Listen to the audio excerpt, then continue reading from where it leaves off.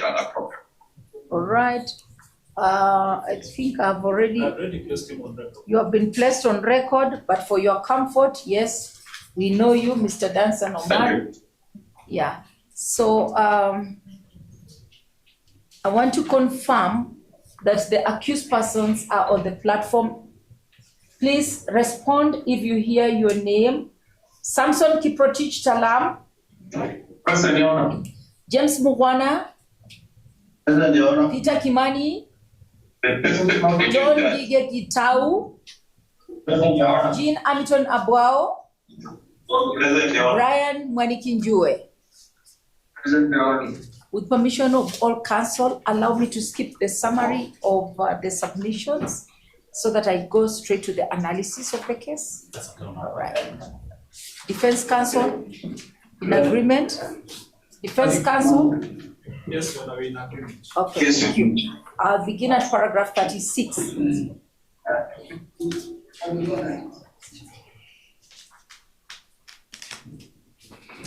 The bail and bond policy guidelines further direct that the prosecution must satisfy the court on a balance of probabilities of the existence of compelling reasons. Such reasons include the likelihood of absconding, interference with witnesses, danger to victims or the public, endangerment of national security, or the public interest in pretrial detention.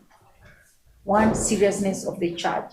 The prosecution argued that the charge of murder carrying the death penalty upon conviction creates a strong incentive for the accused persons to abscond if released. The accused persons face allegations of killing a blogger, Albert Ojwang, within the precincts of Central Police Station. The severity of the offense, coupled with the profile of the deceased, makes the risk of absconding a realistic and significant concern. The court must also acknowledge that the potential penalty for murder being death heightens the incentive for an accused person to abscond if released on bail. While the right to bail is a constitutional guarantee under Article 49(1)(h) of the Constitution, it is not absolute. The court is obligated to consider the nature of the offense and its attendant circumstances. The Supreme Court of Malawi, in the case of John Zenas, Tembo, and 2 others versus the DPP, number 16 of 1995, the courts discussed the consideration of whether an accused person may be tempted to avoid trial once bond is granted and abscond. Thus, and I quote, "Fear is a natural instinct in human beings, so that, generally speaking, the more serious the offense, a capital offense, for example, and the sentence it may call for upon conviction, the greater the likelihood that the accused person will be disposed to abscond." End of quote. Justice Ocheng, as he then was, in Republic versus Ahmed Mohamed Omar and 2 others, 2010, stated as follows, and I quote, "Meanwhile, before the High Court of Kenya at Nakuru, my learned brother J.M. Kule has also had occasion to grapple with an application for bail pending trial. He did so in Republic versus Doreen Aokombogo and another criminal case number 36 of 2010. His lordship expressed the view, and I quote, "Murder, like treason, robbery with violence, or attempted robbery with violence, are offenses which are not only punishable by death, but are, by reason of their gravity, taking away another person's life, disloyalty to the state of one's nationality, or grievous assault or injury to another person or his property, are offenses which are by their reprehensiveness not condoned by society in general. It will thus hurt not merely society's sense of fairness and justice, and more so the kith and kin of the victim, to see a perpetrator of murder, treason, or violent robbery, committed or attempted, walk the street on bond or bail pending his trial.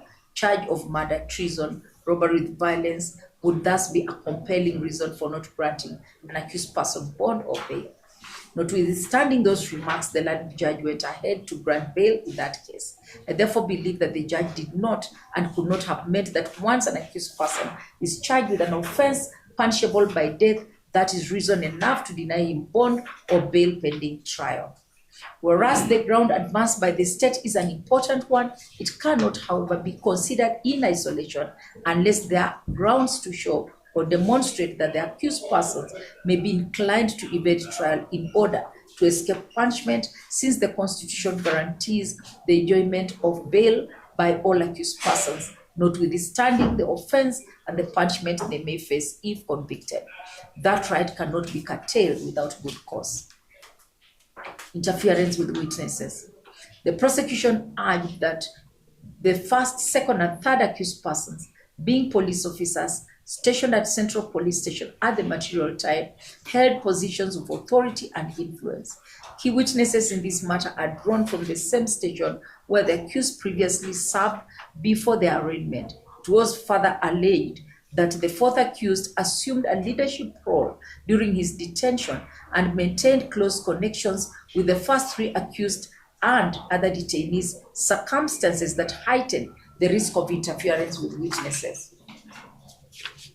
Supporting these submissions, Mr. Juma, appearing for the victims, contended that the first four accused persons occupy a higher pedestal than ordinary citizens, being officers of the law who understand the consequences of breaching it and who wield power and authority.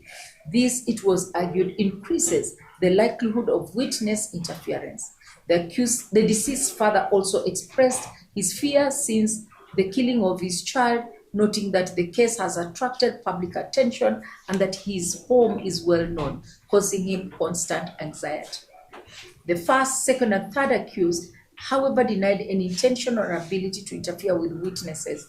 They pointed out that they had already been interdicted and no longer held any authority over other officers. Likewise, the fourth, fifth, and sixth accused disputed the allegations, asserting that no evidence existed to suggest they posed a risk of interference with witnesses. The legal standard on this issue has been addressed in several decisions. Justice Lesit in Republic versus Richard Alden, while admitting the accused to bail in that case, cited other cases on the issue on the interference of witnesses and stated, amongst other things, as follows. I quote, "All that the law requires is that there is interference in the sense of influencing or compromising." Arrest Eliud Lagat. Arrest the main suspect in this case. Without the main suspect being arrested, Kenyans will not get justice in this case. We will not forget. We will not forgive. Yeah, I think for the first time, I think the court should take some action so that this kind of behavior is. Yeah. I think the court should make an order, Yes. some order that the gentleman is not only driven out, but is arrested and locked in the sense. Creating a disturbance. Allow Yes. me to proceed with the ruling and deal with that. Okay. Where is he? He's outside.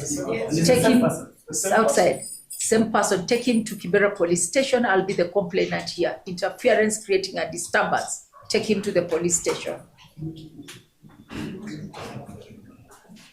Okay. Allow me to take a breath. Just caught me unawares. Sorry. Where was I? Paragraph 44. The first, second, and third accused, however, denied any intention or ability to interfere with witnesses. They pointed out that they had already been interdicted and no longer held any authority over other officers. Likewise, the fourth, fifth, and sixth accused disputed the allegations, asserting that no evidence existed to suggest they posed a risk of interference with witnesses. The legal standard on this issue has been addressed in several decisions. Justice Lesit in Republic versus Alden, I quote, "All that the law requires is that there is interference in the sense of influencing or compromising or inducing or terrifying or doing such other acts to a witness with the aim that the witness will not give evidence or will give particular evidence or in a particular manner." End of quote. The court in Republic versus Dwight Sagarai and four others, 2013, established the threshold to determine the veracity of this ground as follows. As I have held before, interference with prosecution witnesses is, in my view, a compelling reason not to admit an accused person to bail. As such, interference goes to the root of the trial and is an affront to the administration of justice.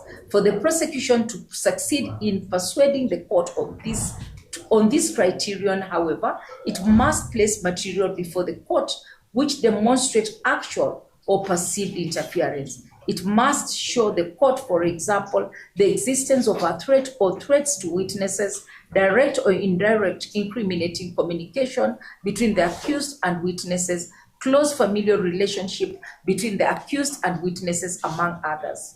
In Republic versus Zachariah, Okoth Obado, and two others, 2018, the court emphasized that the possibility of interference cannot be treated lightly, particularly where the accused have access to witness statements and the identities of adverse witnesses. The court found that mere release of an accused person may itself instill fear and anxiety in witnesses, thereby amounting to indirect intimidation. The judge noted, however, that safeguards such as barring the accused from entering certain jurisdictions could be considered to mitigate the risk. The authorities cited draw attention to two primary concerns when allegations of witness interference are raised. First is the protection of victims and witnesses whose rights are guaranteed. Having a problem with insufficient lighting, sorry. The authorities cited draw attention to two primary concerns when allegations of witness interference are raised. First is the protection of victims and witnesses. Those rights are guaranteed by statute and the Constitution. Section 10 of the Victims Protection Act number 17 of 2024 expressly obliges this court to ensure that victims are accorded protection throughout the trial process. Second is the protection of the integrity of the criminal trial itself, which is endangered where witnesses are compromised or intimidated. The second link, therefore, concerns the preservation of the trial process. Any interference with witnesses undermines the administration of justice, prejudices the fairness of the proceedings, and erodes public confidence in the criminal justice system. In this regard, I find persuasive the reasoning of Lesit J. in Republic versus Frederick Olediman and others, and I quote, where she observed, undermining the criminal justice system includes instances where there is a likelihood that witnesses may be interfered with or intimidated. The likelihood that accused may interfere with the evidence or may endanger an individual or the public at large, likelihood the accused may commit other offenses. In this instance where such interferences may occur, the court has to determine whether the integrity of the criminal process and the evidence may be preserved by attaching stringent measures to the bond or bail term, or whether they may not be guaranteed, in which case the court may find that it is necessary to subject the accused to pre-trial detention. The court observes that the first, second, and third accused persons are police officers who, despite their interdiction, still wield authority and influence through their training, service connections, and standing in the community. This concern was consistently raised by the deceased family and is supported by the prosecution. The law requires proof of interference in the sense of influencing, compromising, inducing, or intimidating a witness so as to affect his or her testimony. Such interference is not confined to any particular stage of proceedings. It may occur immediately after the offense, during investigations, once charges are preferred, or even in the course of trial. It may be perpetrated by an accused directly, by witnesses, or through third parties. Its forms are diverse, but the test for the court is whether the conduct is aimed at impeding or perverting the course of justice.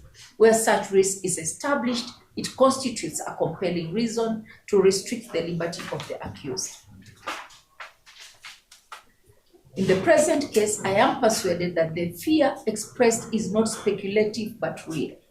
The accused person's position as police officers with residual authority and access to networks within the service present a genuine and imminent risk of interference with key witnesses, specifically those from the National Police Service and civilian witnesses. In the circumstances, I am inclined to agree with the prosecution and find that the apprehension of witness interference is well-founded. I therefore hold that this constitutes a compelling reason against the grant of bail to the first, second, and third accused persons. Interference with investigations. On the issue of interference with investigations, the prosecution alleged that the accused persons tampered with CCTV footage. Interference with investigations, if proved, is a compelling reason to limit the right to bail, as it directly undermines the collection and preservation of evidence. Such conduct goes to the very heart of the criminal process, as it undermines the ability of investigators to gather, preserve, and present reliable evidence. It also threatens the integrity of the trial by creating gaps or distortions in the evidentiary record upon which justice must ultimately be based. The court must, however, be guided by proof rather than speculation. It is incumbent upon the prosecution to provide credible evidence linking the accused to the alleged tampering, whether by expert reports, witness testimony, or forensic analysis. In the absence of such evidence, the court cannot rely on bare allegations. It is also important to distinguish between acts committed prior to arrest and those that may be committed if the accused were to be released on bail bond. If the prosecution contends that the accused have already tampered with evidence, then clear proof of that act must be placed before the court. If, on the other hand, the prosecution asserts a likelihood of future interference, then it must lay a factual basis to demonstrate that release on bail would create a real and present risk of further obstruction of investigations. In both instances, the evidential threshold must be met. In the present case, no material was tendered to demonstrate that the accused persons were either jointly or personally involved in tampering with the CCTV footage.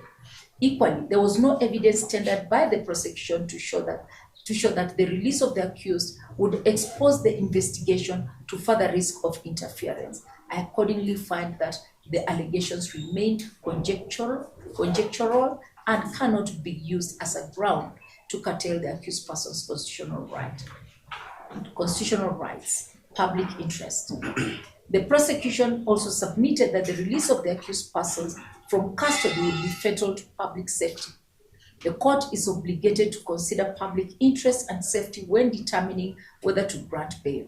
This principle is firmly grounded in both the Constitution and the bail and bond policy guidelines, which recognize that the right to bail is not absolute and may be limited where its exercise would undermine public confidence in the administration of justice or jeopardize public interest and safety. The court is urged to consider the broader consequences of the offense and the prevailing circumstances following the death of the deceased. The record reflects that the incident in question did not only result in the tragic loss of life, but also ignited widespread public outrage across the country. Protests and demonstrations were reported in several towns, during which millions of shillings worth of property was destroyed. There was also significant disruption to social and economic life, accompanied by heightened tensions between the public and law enforcement agencies. The unrest was not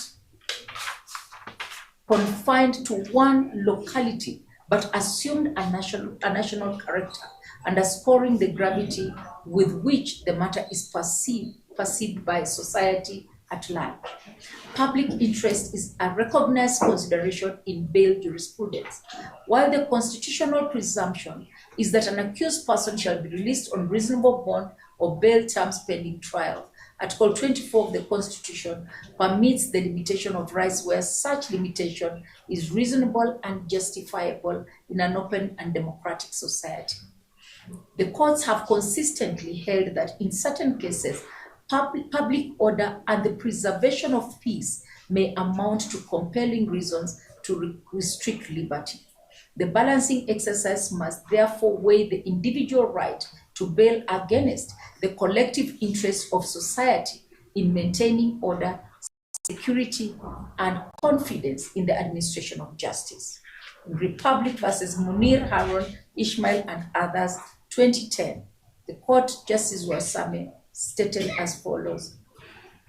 In my humble opinion, the issue of national security and interest is a fundamental issue which requires extreme caution and dedication. The issue of national interest is a paramount factor which can heavily weigh in the mind of any judicial officer who is confronted with sufficient evidence. The issue of national security and interest is not a casual business. Its magnitude, seriousness, its gravity and implication must be brought to the attention of the court in order to make an informed and fair decision.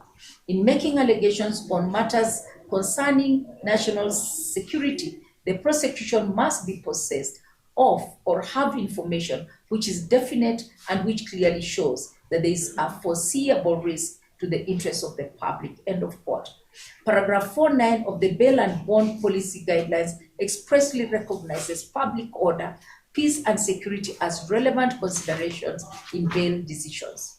At paragraph 61, it is further observed that public confidence in the criminal justice process is critical and that courts should not shut their eyes to the broader societal impact of releasing an accused person, where such release may aggravate public tension or erode trust in judicial processes.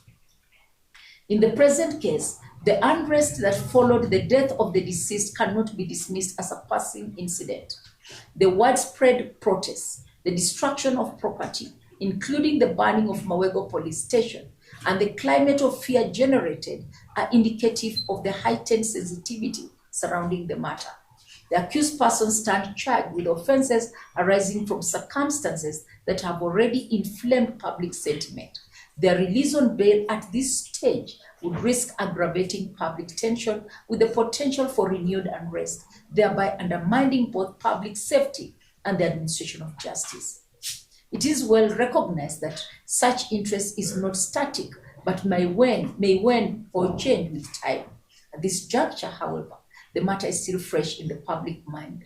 It will not be in the interest of justice to release the accused persons when the case continues to evoke strong sentiments across the country.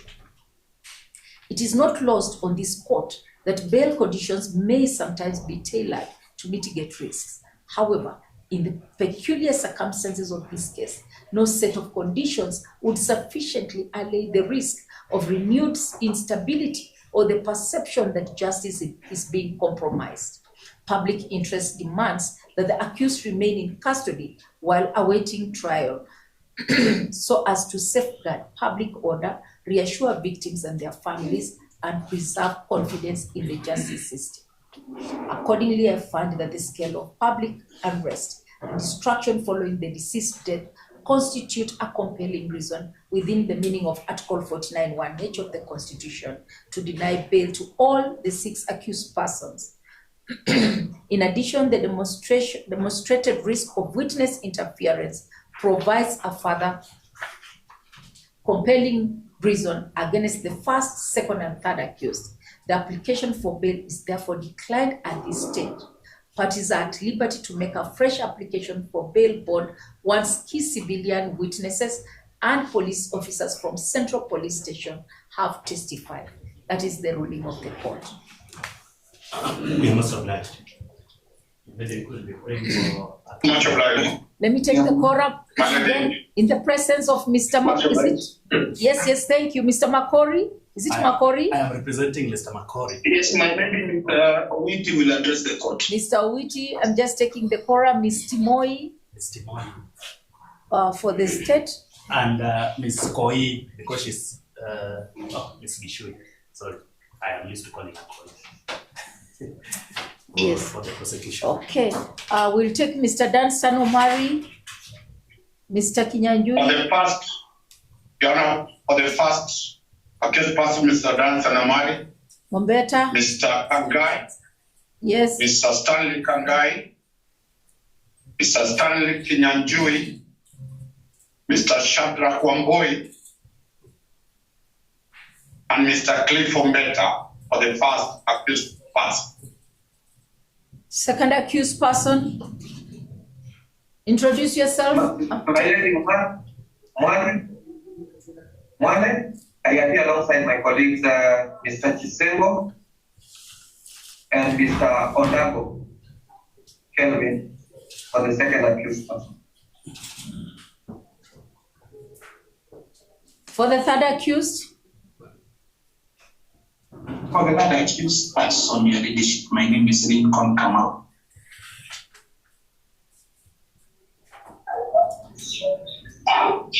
for A4, for fourth accused, Black Omanga.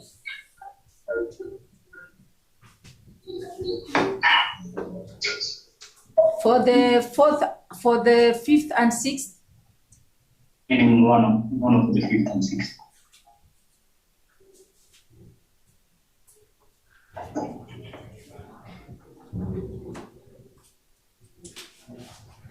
Ms. Wanjiru for IPOA. Yes, my name. Right. So then the next direction of the court is for pretrial now. We set the matter down for pretrial. Already, Yes, please, Mr. Murray. before we go there, Yes. would we be allowed to put sentiments before we go to pretrial directions? Already for the first accused person, wish to thank the court for the reason ruling said that we have instructions to ask the landed court to include in its ruling the right for the first accused person Pardon? to contest. Pardon, there is an echo. Yeah. Mr. Omari, there is an Yes. echo. Please pardon me. And Okay. probably push your gadget slightly away from your face. All right. And then what you are seeking Yes. is that in your ruling, you are provided for leave to apply. I have instructions to us to request the court to also provide for leave to appeal. You don't require leave to appeal. It's a guaranteed constitutional right. I'm proceeding, my ladies. Thank you. And I'm correcting you that you don't need to. Now, the next point, please. I did not provide you leave to, I said you are at liberty to seek review. I didn't say that you are granted leave. Certified copy. Yes. Yeah, so that we can certify the ruling to take instructions from our client. Then we can know which line of action we take. So that if we be moving to the Court of Appeal, then we have all the instruments available for him to seek. The reason I delayed to come Another to court, request. it's because I was correcting. There is no single typo in my ruling. It is ready, right to the DR to supply a certified copy. That is, application is granted. Application allowed. Much obliged, my lady. That's Yes. all.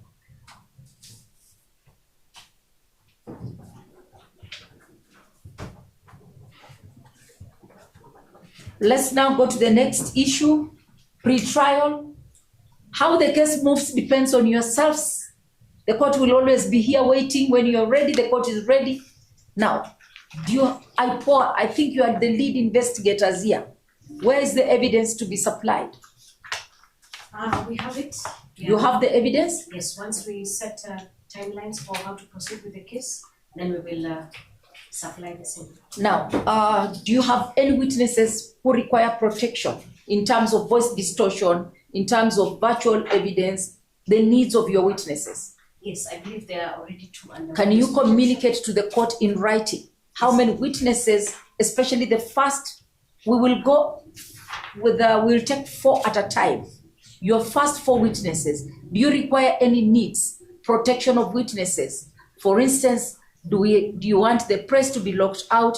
Or if the press come in, do you want voice distortion? Do you want a witness protection booth? Now, that is what I want you to communicate to the court. So we are going to take a date for the first pre-trial. Because there are multiple offenders, accused persons, we will not force you to supply all the evidence at once. We will supply evidence in stages. So I want the first 4 witnesses, their names disclosed, if there are any needs, first. So I'm going to give you a mentioned date for pre-trial, then before I fix a date for hearing. Mr. Omari and the team of defense lawyers, have you got the court? We will go in 4 witnesses at a time. In terms of yes. My lady, this is on the For the first accused. Yes. My lady, I was in the feeling that we cannot be given statements only for the 4 witnesses and then we delay others, because sometimes evidence that might be coming from the first 4 witnesses might also be contradicted by evidence that we might be given for any other witness. Okay. So I think it is. You do not hear the court. Be a good listener, Mr. Yes. Ombeta, be a good listener. Because it is bulky, a bulky case, 6 offenders, I said, we are going to do continuous pre-trial in stages. She needs to communicate to the court whether the first 4 witnesses, from my experience as a judge and a judicial officer, I know usually the first 4 witnesses lay the foundation of the case. So that's why I have said we are going to do continuous pre-trial. If she brings all that evidence, the court is going to get lost. So we are going to do continuous mention. She'll supply the first 4, sign an inventory. You come and collect the evidence, sign an inventory, and then we take another mention date, probably now the next 10. I want the first 4 key witnesses. Then it's going to be a continuous pre-trial, probably for a whole month or 2 months. How many witnesses do you have anyway? I believe in total there are about 18. 18 witnesses. So you see, it is continuous pre-trial. It is not a one-day affair, because we have to go through the evidence that he has supplied to you, check whether the forensic evidence has been supplied, whether photographs are ready, whether if there's a government analyst report. So let's just give you a mention for supplying of you want to supply 10? We can supply the first 4 by lady as you have predicted. That is my style, that's my modus operandi. Kindly follow. We will take a virtual mention. Yes, please. My lady, for us to be able to figure out how our case is, for us to be able to take instructions for each and every witness and the whole case, it is for us, when they be bringing maybe 4 witnesses, for us we prefer that we have all the evidence ready for us to know even how to tackle the first 4 witnesses. You didn't get the court. Mr. Ombeta, it's because you are not listening. Mr. Witty, assist the court. Leonard Senior, the court is not saying that we shall give 4 statements of the 4 witnesses and then they proceed with the hearing. We shall deal with the disclosure first, and then by the time we start hearing, you probably will have all the evidence before we start hearing. Thank you. I do not want them to bombard you with 18 statements on one day. From my experience, you find that some pages are missing. So if we go small, 4 witnesses, you check all the evidence, all the pages are in place, we paginate, and then we take another date. It is continuous pre-trial, probably for 1 month. After 1 month, we shall be ready to fix the matter for hearing. You understand now, Mr. Ombeta? Now that is clear when you are saying it that way. Thank you. I let it still. Yes. 1 month will be so our clients are in custody. We can do that in 1 week, continuously, daily, because they're in custody. That is so that's if fine. you do 4 on Monday, 4 on Tuesday, yes, 4 on Wednesday, yes, and like that, our clients are in custody. That's fine, Mr. Danson Omari. So let's look for a week for pre-trial. Oh, that's fine. My lady, before you time on that, I'd also like to inform the court now that there are 6 accused persons and they have a whole squad of representation and we have to supply all of them, it's not going to be easy because, like I've indicated, we have like about 20 witnesses and we have experts' documents and all those things. So we will need time for the same to prepare all those copies for all. And that's why I said continuous pre-trial, because I have experience. Yes, I agree with that. I said continuous pre-trial. Yes. So that's why I said let's take the first 4. Mr. Omari suggests probably on a daily basis. That is possible. So I'll try and stretch so that pre-trial is done within 2 months. I'll give it my best. Yeah, please, you ought to have prepared the evidence by now, Ms. Mercy Wanjiru. Yes, you ought, and you come with an inventory for all the list of witnesses, statements and evidence that you're going to supply. Mr.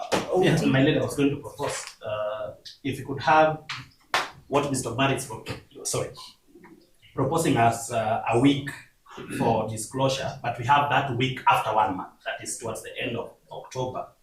And then we do daily for 1 week as it proposes, but after 1 month to allow the investigators. It can also, if you have all the evidence, it doesn't have to be a whole week. So I've just enlarged the time so that you do not come and ask for an adjournment. I will ensure that you have done full disclosure before I fix the matter for hearing. Yeah. So we'll take a date convenient to all of you. Give them a date. 10th to 13th of November. Can they hear you? Can they hear you? Yeah. 10th to 13th of November. Pre-trial the week of 10th to 13th. Can we do the next week, 17th to 21st? 17th to 21st? Yes, of November. Available. Okay, the advocates, 17th to 21st? Yes. Right. So then you should be looking at dates for hearing. Convenient. 19th, my lady, sorry, 19th November is not convenient for me. Our hearing. What's your name? My name is Odago. Second accused person. Once you leave court, come and look for my court assistant, Monica. I'll keep for you the documents. You don't need to be there. I'll keep for you the documents. Come and collect from Madam Monica, the court assistant. Is that okay? Very well, my lady. Okay, here.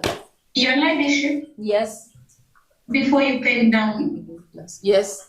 Miss Owa for the Law Society of Kenya.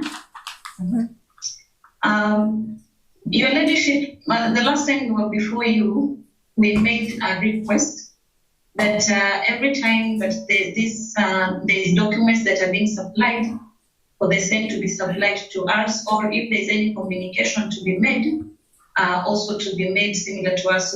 I left my contact. Unfortunately, Your Ladyship, this matter was coming up for ruling on 26th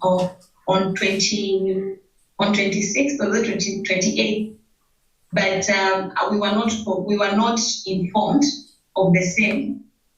I'm kindly requesting that going forward with the contacts that I've given, so that we can be supplied with the documents. I apologize.